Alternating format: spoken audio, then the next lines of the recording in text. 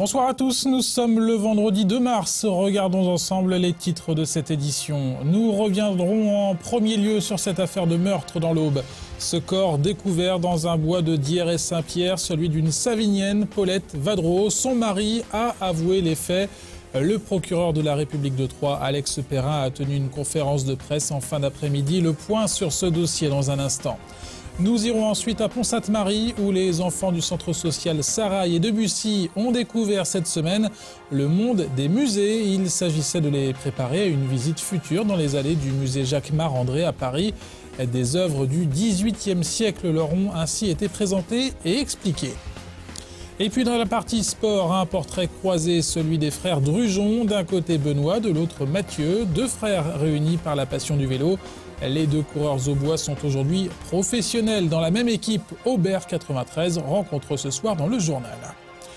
Mais on commence donc par cette affaire de meurtre et ce corps découvert calciné et démembré mercredi soir dans un bois de la commune de Dieres-Saint-Pierre. Il s'agit bien de celui de Paulette Vadreau, cette Savinienne de 68 ans disparue depuis dimanche. Nouvelle notion dès cet après-midi, son mari a avoué les faits. Il aurait tué sa femme en l'étranglant. Le procureur de la République de Troyes a tenu une conférence de presse en fin d'après-midi. Le reportage de Christian Viera. Paulette Vadreau a été tuée par son mari. Son époux a avoué cette nuit. Les enquêteurs connaissent mieux le déroulement des faits. C'est ici, dimanche, dans ce garage, qu'une dispute éclate. Il la rue de coups, puis l'étrangle. On est dans le cadre de ce qu'on appelle classiquement un drame familial. C'est un drame de la mésentente, un couple qui se dissout manifestement et qui s'entend mal, qui est peut-être en perspective de divorce. Et puis une scène de violence à l'issue d'une dispute dimanche dans la journée et un acte violent à l'occasion duquel il va être amené effectivement à tuer son épouse. Et puis ensuite, il va souhaiter faire disparaître le corps. Ça, c'est établi en campagne et d'ailleurs partiellement le calciner, puisqu'on sait qu'il a tenté effectivement de faire brûler le corps avec du carburant, avec de l'essence. Maintenant, l'identité est tout à fait établie. L'autopsie a été réalisée hier. Des comparaisons dentaires ont été effectuées également. Donc il n'y a pas de doute sur le fait qu'il s'agit bien de cette personne. Mais encore fallait-il effectivement l'établir de façon certaine, puisque le corps était tout de même très, très endommagé. Un corps retrouvé mardi, démembré, ici, dans ce bois. C'est un peu sordide, mais le corps, manifestement, a souffert d'avoir été pendant 2 ou 3 jours à l'extérieur. Mais il ne ressort pas des constatations médico-légales qu'il l'ait découpé. Dès le lendemain du meurtre, le mari de Paulette Vadreau retourne à son travail de chauffeur magasinier. La disparition inquiète les enquêteurs. Une fois le corps retrouvé, l'enquête s'accélère. On a pu établir un certain nombre d'éléments qui ont permis, aussi bien grâce aux indices qu'on a pu recueillir sur le lieu de découverte du cadavre qu'au domicile du couple, d'avoir un certain nombre d'éléments relativement accablants à l'encontre du prévenu, ce qui a permis d'ailleurs de débloquer la situation, puisque au début nous avions un prévenu qui niait avoir commis la moindre infraction. Un certain nombre d'éléments matériels et objectifs qui ont permis notamment, comme le disait monsieur le procureur, de déterminer que le véhicule du couple avait été utilisé notamment pour transporter le corps sur les lieux de crémation. Les aveux ont été obtenus tard dans la nuit. L'acte n'était pas prémédité. Il est actuellement présenté devant le juge d'instruction du tribunal de Troyes. Il sera mis en examen dans la soirée sous la qualification de meurtre aggravé par le fait que les faits ont été commis par le conjoint de la victime. Ce qui est une circonstance aggravante, c'est pas ce qu'on appelle un assassinat, mais c'est un meurtre aggravé. Et à ce titre-là, il encourt la perpétuité. Le meurtrier a été déféré aujourd'hui à 17h. Dans le journal également, l'Assemblée générale de l'ADMR, c'était cet après-midi au centre sportif de l'Aube à Troyes, l'occasion de dresser le bilan sur la situation de la structure. Le réseau d'aide et de services à domicile en milieu rural tente de reprendre le dessus financièrement après une année très compliquée. Dans le département, l'ADMR compte aujourd'hui plus de 2000 bénéficiaires. Philippe Pichery, l'administrateur, fait le point sur l'année écoulée et sur les perspectives. Il est au micro de Christian Viera. Alors en milieu d'année 2011, le réseau ADMR de l'Aube a connu de très fortes turbulences et de gros soucis.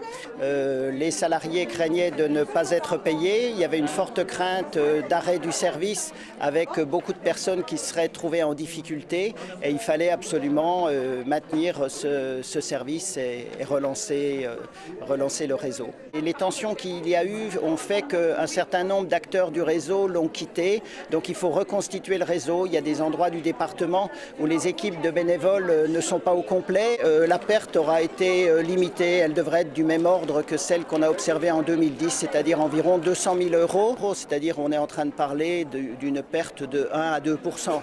Ça va être le challenge que va devoir relever le nouveau conseil d'administration de l'ADMR qui va être élu à l'Assemblée générale de cet après-midi. La présentation officielle en mairie de Troyes ce midi de la nouvelle reine des foires de mars. C'est une tradition chaque année. Une jeune fille est élue par les forains pour les représenter. Cette année, c'est Madison, 18 ans, qui a été choisie et qui a donc été sacrée reine des foires de mars 2012. Madison tient un manège de peluche avec ses parents. Écoutez sa fierté de succéder à Cheyenne et Cassandra. Elle est au micro de Cyril Tavernet. C'est déjà quelque chose que toutes mes copines ont été reines, tout ça. Et puis au début, j'étais pas vraiment partie pour y être. Et quand je les ai vues, vraiment, pour moi, c'était... je les ai vues en reines, tout ça. Vraiment, c'était quelque chose pour moi. Et puis aller dans les hôpitaux, tout ça, c'est quelque chose qui me faisait vraiment plaisir.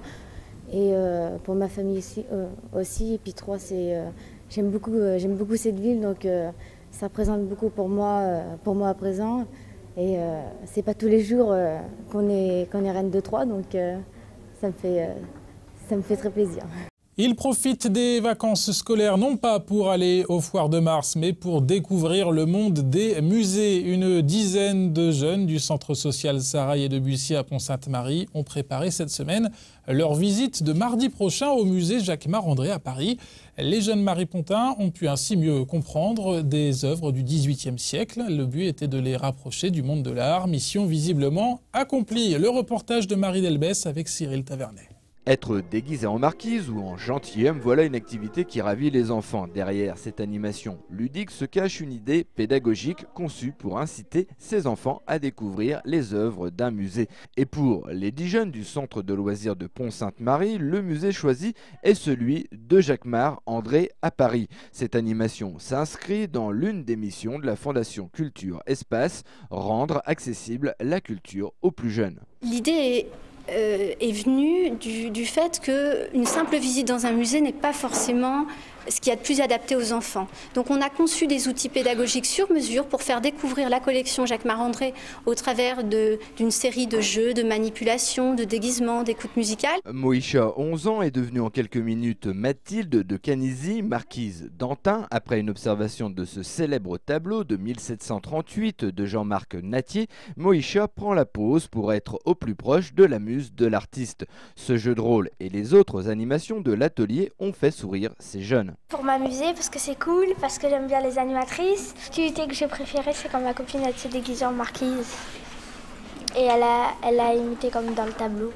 Parce qu'en fait, on va être les invités d'honneur au musée de Jacquemart-André à Paris et on va aller découvrir qu'est-ce qu'il y a dedans. Car l'activité ne s'arrête pas à l'atelier. Le 6 mars, les enfants iront à Paris visiter ce musée et voir les œuvres grandeur nature. Chaque centre de loisirs qui accueille le médiateur culturel qui fait jouer et découvrir la collection aux enfants sera ensuite accueilli au musée Jacquemart-André en qualité vraiment d'invité d'honneur. Et sur place, un médiateur accueillera le groupe d'enfants et ils auront vraiment une petite visite aussi faite sur mesure pour eux. En tout, une centaine de jeunes de l'agglomération troyenne participeront à cette journée musée, un voyage en bus qui est aussi une grande première pour nombre d'entre eux qui n'ont jamais vu la capitale. D'un côté, Benoît, 26 ans, de l'autre, Mathieu, 29 ans, et au milieu, une passion commune, le vélo. Ils seront d'ailleurs tous les deux sur la ligne de départ du prochain Paris-Troyes le dimanche 11 mars. Les frères Drujon écument les courses cyclistes depuis leur plus jeune âge. Les deux coureurs au bois sont désormais professionnels dans la même équipe. Comment vivent-ils leur complicité à deux roues? La réponse dans ce reportage de David Mutel.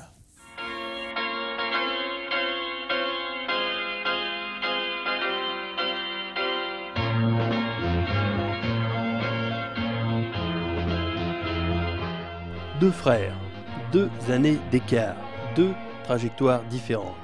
Si Mathieu a lui opté rapidement pour le vélo, Benoît, quant à lui, avait choisi le foot. Par la suite, l'aîné a ensuite fait son trou en évoluant dans des équipes prestigieuses telles que la Caisse d'épargne aux côtés de Valverde. Benoît a lui gravi les marches plus lentement pour finalement aboutir à son premier contrat pro cette saison. Une dernière année amateur réussie pour le plus jeune et qui a fait l'admiration de son frère. Je me disais quand même, là, s'il passe pas pro, je vois pas ce qu'il y a qui va pas, quoi. Là, c'était indiscutable. Je pense même que Stéphane Javalet a dû avoir peur que ce soit une autre équipe qui le prenne, tellement il marchait, quoi. Benoît entend bien profiter de l'expérience de son grand frère afin de progresser au mieux dans le peloton professionnel. Je suis pas aussi fort que lui, j'ai d'autres qualités de placement, de vélocité et tout, mais je pense en force pure, je suis moins fort que lui, mais par contre on va peut-être se compléter tous les deux, donc voilà quoi. À l'instar des frères Simon, les 2 Drugeon seront donc tous les 2 réunis dans les courses disputées par leur club Aubert 93, une dualité qui les ravit. Vas-y, tu m'épates de jour en jour, donc continue comme ça et j'ai encore envie d'être épaté. Je t'admire dans ce que tu fais, sur les courses, quoi, et puis dans la vie en général. Voilà. Paris 3 sera l'occasion pour les 2 frères de courir devant leur public et montrer ainsi leur fierté de courir ensemble cette saison. C'est la fin de cette édition. Un grand merci pour votre fidélité. Lundi, Mathieu Mercier à la présentation du JT. À suivre notamment un reportage sur une chasse à courre du côté d'Essois. Tout de suite, la météo du week-end par Sandra Duript. Bonne soirée, à très bientôt sur Canal 32.